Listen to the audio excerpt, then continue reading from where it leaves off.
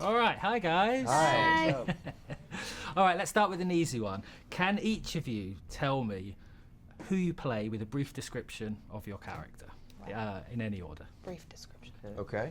I'll start. I play Simon Spier, who is a young man in high school who is in the closet, and he meets another teen online, and they start a romance. And I think that he's kind of a fascinating guy. He has an interesting character arc. To see him live a sort of perfectly manicured life, which has just been built to hide his secret, and to see all that get turned on his head is an interesting arc. But he's a normal, sort of regular high schooler trying to find where he fits into the world. Awesome. I play Leah Burke. Leah has been best friends with Simon for 10 years, and the same with Nick. Leah is, I'd say, she's got a little bit of a hard external shell, and that comes out when she's in situations that she's not familiar with. But when she's with Nick and Simon, it's vulnerable and happy. And I think 2 words I would use to describe her are fiercely vulnerable.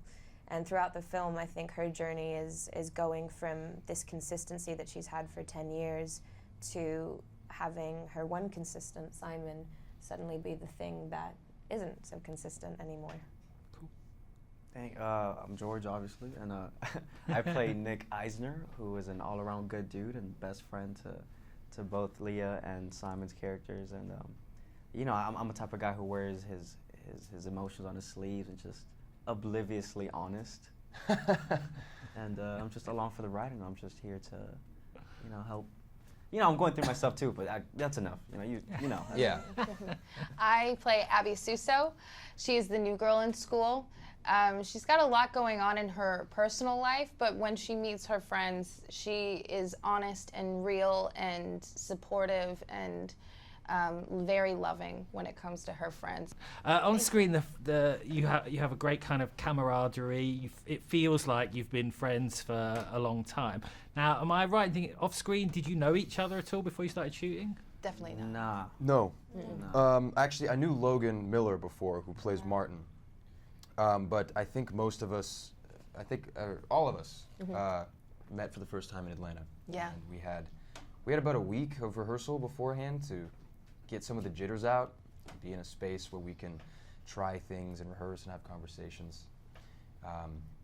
But yes, this is a long-winded answer to say no, we did not know each other before we started filming. That's good. Yeah.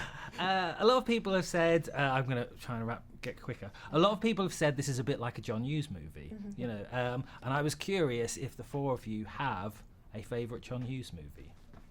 Definitely 16 Candles. I'm going to say Bueller. Ooh. Ferris Bueller, yeah. Bueller. I can't choose a favorite. And you went with Bueller. Ferris. Two for Ferris. All right, good. Ferris, or Save Ferris, sorry. What, during the shoot, what was the most fun thing to shoot for you guys?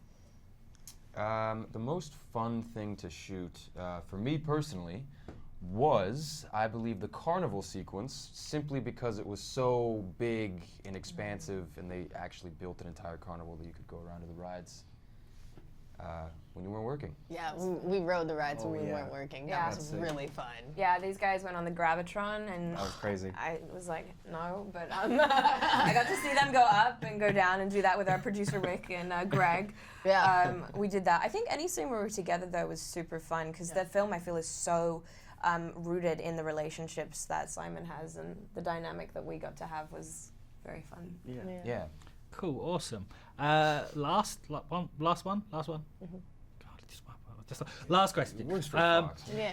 Do you feel, look, Love, Simon is it's unique, it's groundbreaking, and it's a mainstream, studio movie that has a gay protagonist. Do you feel there's more demand right now for these kind of stories, for more stories that reflect the diversity and the differences in the audiences that are coming to movies? I hope so. Yeah, I think Definitely. I think there's always been a need for representation. I think that it's crucial to have stories that represent you and who you are.